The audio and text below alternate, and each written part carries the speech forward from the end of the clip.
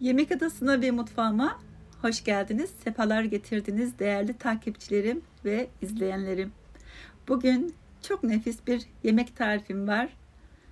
Eminim pırasayı sevmeyen çok kişi var. Bu tarifimle pırasa yemeğini çok severek ve iştahla tüketeceğine eminim. Üstelik bu tarifle bağışıklık sisteminiz de güçlenecek, hastalıklara karşı koruyucu, güzel bir kalkan olacaktır bu tarif. Emin olabilirsiniz. Lezzeti garantili. Tarifimde yarım kilogram pırasa kullanıyorum. Pırasanın ilk yapraklarını ve uç kısımlarını güzelce çıkardıktan sonra musluğun önünde çok iyi yıkadım. Yaprakların arasındaki çamurlarından arındırdım. Gösterdiğim şekilde ince ince kıyıyorum.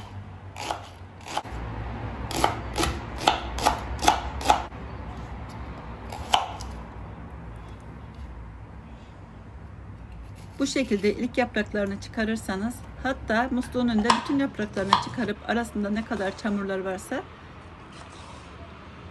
güzelce yıkayabilirsiniz, arındırabilirsiniz. Ben baktım, kontrol ettim, çok fazla kirli değildi. Olanları da zaten tertemiz yıkadım.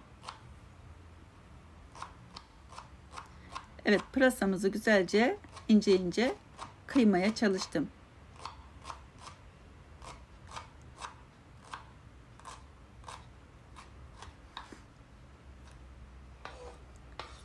Hazırdır artık. Tarifimde bir adet havuç kullanıyorum.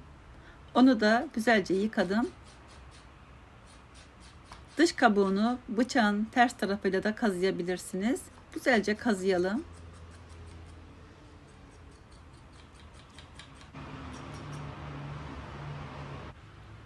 Daha sonra rendeleyelim.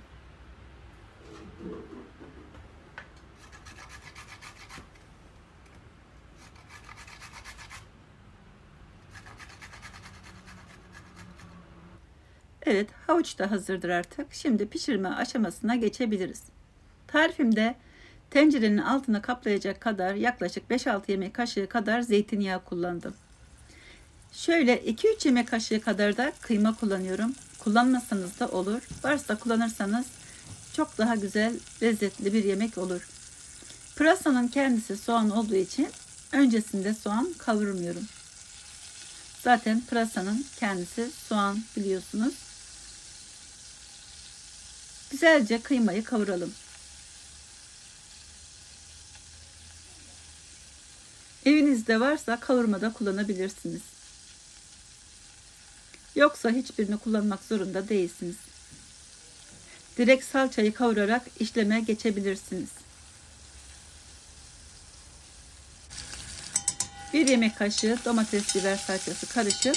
Onu ekledim. Güzelce kızartalım salçamızı. Salçayı güzelce kızartmak çok önemli. Çünkü lezzet buradan başlar. Yakmadan güzelce devamlı karıştırarak salçayı kızartalım.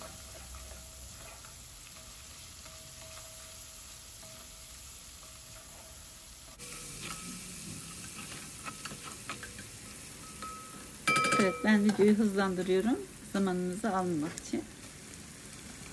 Şimdi doğramış olduğum pırasaları ekliyorum.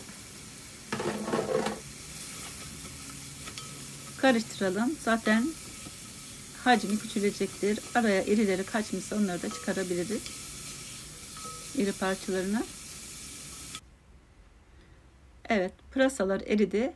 Şimdi havucu ekledim.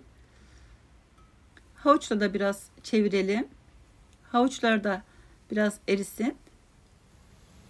Şimdi 1 tatlı kaşığı tuz ekliyorum. 2 tatlı kaşığı da acı pul biber ekliyorum.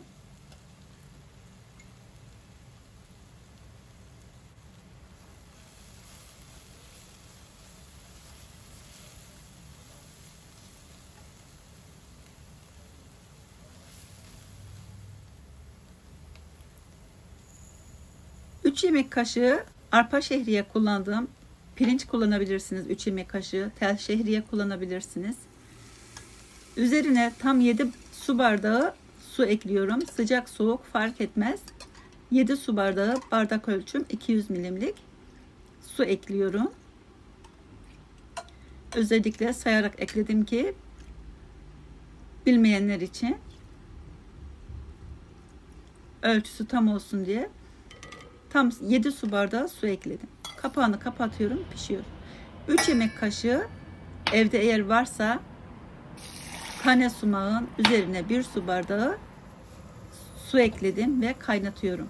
Eğer yoksa evinizde sumak, sadece 2 adet limon da kullanabilirsiniz. Ama sumak kullanırsanız yemeğiniz hem lezzetli olur hem de bağışıklık sistemi için çok faydalı. Mutlaka bu şekilde denemenizi öneririm. Ama dediğim gibi yoksa da sadece limon suyuyla da yapabilirsiniz. Sumak 5 dakika kaynadı. Şimdi yemeğimizin üzerine döküyorum. Eğer tane sumak yoksa 1 yemek kaşığı toz sumağı da kaynatıp süzüp ekleyebilirsiniz.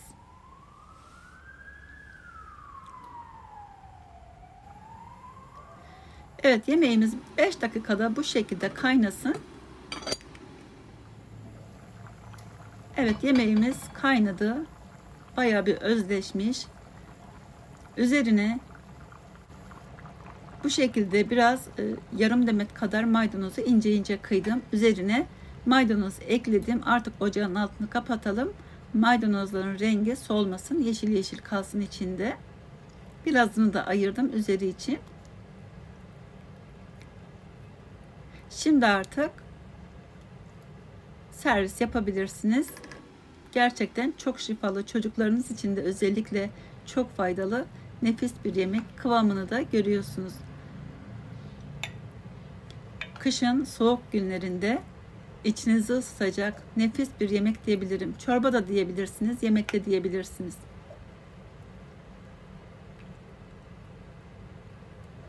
En azından senede bir defa da olsa pırasayı yemek lazım. Çok şifalı, nefis bir pırasadır. Bu şekilde ben çok seviyorum. Bizim evde de pırasayı yemeyenler var ama bu şekilde yapınca gerçekten çok seviyorlar. Umarım sizler de tarifimi dener ve beğenirsiniz. Eğer beğendiyseniz tarifimi lütfen beğen tuşuna basıp abone olursanız beni çok mutlu edersiniz. Yapıp deneyecek olanlara afiyet olsun. Başka videolarda görüşmek üzere. Hoşça kalın.